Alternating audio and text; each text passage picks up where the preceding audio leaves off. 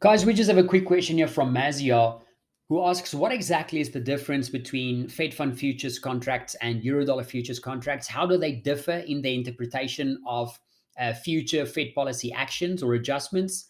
And in other words, why do they sometimes show us a different value for what Fed policy is expected to do? So, firstly, thanks for the great question. Let's jump straight into it then. What exactly is a Fed Fund futures or a Eurodollar futures contract? Now, both of them are known as STIRs or short-term interest rate products. And both of them are very liquid, which is good, but Eurodollar futures has a much higher liquidity compared to that of Fed Fund futures. So that is why they are often preferred as a favorite when it comes to actually trading these future contracts, but it's not necessarily considered as a favorite when it comes to using it as a predictor of possible Fed policy adjustments or changes. Now, I'll explain that in a bit more detail in a second. Now, for those of you who don't know how to view these in TradingView, it's quite simple. The ticker to use for Eurodollar future contracts is GE, and the ticker to use for Fed Fund futures is ZQ. Now, if we just quickly go to the search bar, if you just type in GE, you can see there Eurodollar futures, and we'll just use the one for June next year, because that currently where we are is when the markets expect the first liftoff in hikes to occur for the Fed. And then on the right-hand side, we can look at ZQ. That is the Fed Fund futures. And again, let's take the June contract. Now, the important thing to keep in mind about these future contracts are that their quotes are discounted from par, and that par is 100. So to see what the implied rate for the Fed Fund futures what the implied rate for the federal funds rate is based on the Fed Fund futures or the Eurodollar futures contracts, we need to take that specific contract price and we need to subtract that contract price from 100. So, for example, on the screen on the left, we have the Eurodollar futures contract currently priced at 99.475. We need to subtract that from 100. And we need to do the same for the Fed funds rate to get the implied rate. So let's do the first one. Let's quickly take the Eurodollar futures. We'll take 100, subtract the contract price.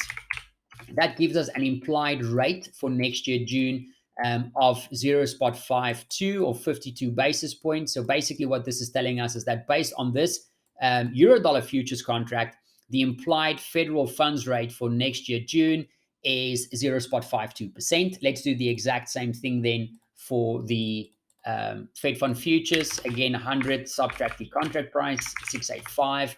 And that gives us a expected Fed funds rate of 0.31% by next year, June. Right? So we can obviously see the difference between them. So just using them as a contract price is fine, but in order to make better sense of exactly what these contract prices mean in terms of basis points, there is an easier way to view them by simply just doing the calculation already in TradingView. Let me just quickly show you guys how that looks like. We do have a video for this in the video library, but for those who might have missed it, let me just show you how that works. So you can basically just do that calculation we did automatically. So take the futures contract that you're looking at and just subtract that from 100. And that'll give you that 52.5 implied rate. And we can do the exact same thing for that Fed Fund futures. Just subtract the contract price from 100, and that'll give you the implied rate. So that's a little bit easier to view it this way. Now, this also brings us then to a very important question that traders often have, and that is that why the Fed Fund futures and the Eurodollar futures show us a different implied rate. If both are there to show us what the implied policy adjustments are, why do they differ? Now, firstly, their contract time horizons are very different. The 1 month Fed Fund futures are listed out to 3 years, while the 3 month LIBOR futures are listed out to 10 years. Secondly, the 1 month Fed Fund futures are settled based on the average monthly effective federal funds rate during the contract expiration month. So in other words, let's just quickly get that on the screen. Should be this one, Fed funds should be 8 basis points. Let's just go to the daily. There we go. You can see the effective federal funds rate right now is sitting at 8 basis points. It has sat there from April last year. So that is settled based on the effective federal funds rate, and it's based on that specific contract. So this contract obviously is looking at June next year, so it'll be settled based on what the average effective daily federal funds rate for that month of June was. So that's very important to know.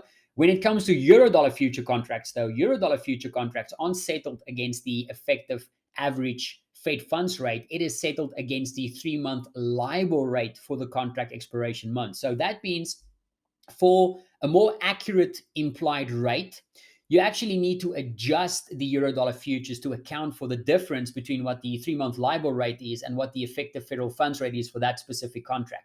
Now, that can get very overly complicated because you can't just do it for the current LIBOR pricing, but you need to do it for the forward-looking LIBOR pricing for whatever contract you're looking at. So preferably the best way to do that is by using something like think of a forward basis swap.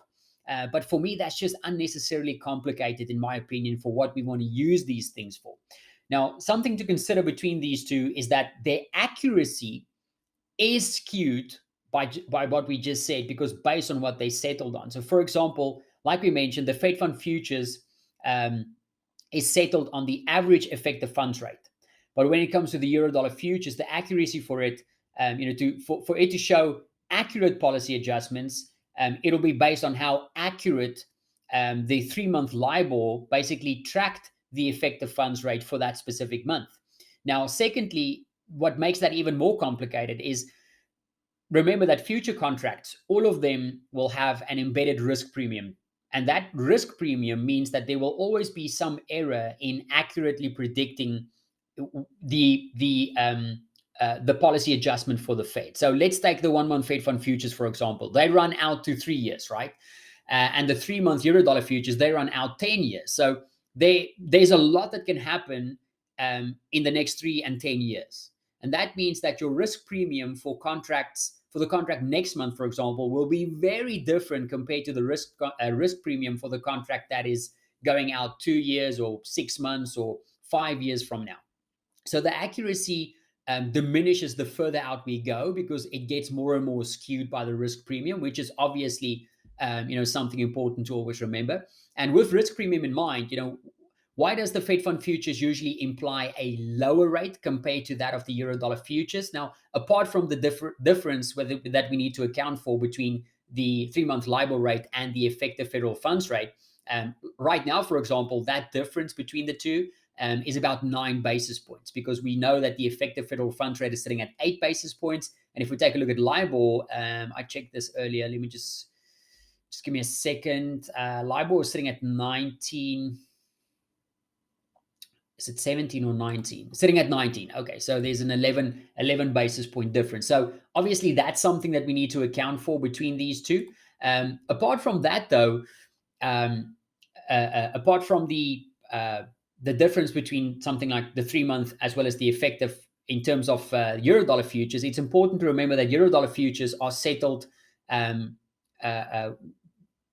will always have a much higher embedded premium compared to the Fed Fund futures, because they need to account, like we said, for the difference between something like a Eurodollar loan and an overnight Fed funds rate. And there's also credit risk to consider between them, because there's different types of borrowers out there. You'll have a Eurodollar borrower, you have a federal funds borrower. So that means that the reason why your Fed Fund futures are normally implying a lower rate, again, apart from the difference between a 3-month LIBOR and the effective federal funds rate, apart from that difference, the other difference is that you will always have a much higher premium for your Eurodollar futures contract compared to your Fed Fund futures contract. So you'll always have a higher embedded premium, which means that you'll always see a higher implied rate for something like your Eurodollar futures compared to your Fed Fund futures. Now, what we found is that Eurodollar futures, because it stretches a much higher or wider time horizon, it's more accurate at predicting medium to longer term policy changes. So, for example, when is the Fed expected to tilt hawkish and dovish, in a very generalized example? So, for example, let's use this contract. let's use the euro dollar futures contract. What this is very good at showing us is when the Fed is going to potentially be making the next pivot. When is it going to go from a holding pattern to a hawkish one, or from a holding pattern to a dovish, etc. So making policy shifts in the medium term, euro dollar futures is a lot more accurate for that. When it comes to Fed fund futures, it's a lot more accurate in predicting the near term or actual policy changes in terms of basis points. So in the next, let's say, 3 to 6 to 12 months, that's a lot better to see what the actual amount of hikes or actual amount of implied basis points are, not just where the trajectory of the policy is going. So it's this difference why you've seen us basically use euro dollar futures in the last, let's say 18 months. But we've only added Fed fund futures more recently in the last 2 months or so, because with euro dollar futures, you basically want to see a more medium to longer term view of where policy is going, the trajectory. And when you get very close to actual policy action, then, so when you get, within a, let's say, a 3 to 8 month window of when policy is expected to change, i.e. hikes or cuts, that's when Fed fund futures become a little bit more accurate, because it's more helpful at plotting the amount of tightening implied in the near term. So where you are on the policy cycle will determine which one is less and which one is more useful, if that makes sense. Both of them at the end of the day show us the same thing in terms of trajectory. Both of these charts show us that the Fed is expected to hike. Obviously, euro dollar futures will have, based on the difference between 3-month LIBOR and the effective federal funds rate, as well as higher risk premiums, will show us something more. But where this one gets a little bit more interesting is in the current stage where we are from a policy cycle point of view. The federal funds rate is a lot more useful to show us what the actual amount of basis points tightening is priced. In other words, how many hikes is priced for next year. And in this current context, it's actually more useful to use euro dollar futures for something different as opposed to the actual basis points. It's better to use it to show us when the markets think the Fed is likely to make the next pivot. So, i.e., when are they going to go from this current expected hiking cycle to a hold? And that is basically where something like your calendar spreads comes into play, Mazio. So instead of just looking at the euro dollar futures contract, we can use the calendar spreads for the euro dollar futures contract, because they go out a little bit further and they're more accurate at predicting policy shifts. We can use the calendar spreads to tell us when we think the Fed is going to stop their hiking cycle. When do we think the Fed is going to be done with hikes? And that is where calendar spread comes in. So the calendar spread is basically just your euro dollar futures contract for a specific month, and then you take that a year out. So for example, this one on top will show us the current contract going out all the way to next year, December. So that shows us that there's about 82 basis points of implied tightening between now and the end of next year. And you can do the same thing for the end of next year to the end of 2023. And you can do the same thing for 2023 to 2024, which, for us right now is a very important signal, because it tells us that the market sees the last hikes taking place in 2023 and no hikes priced for 2024.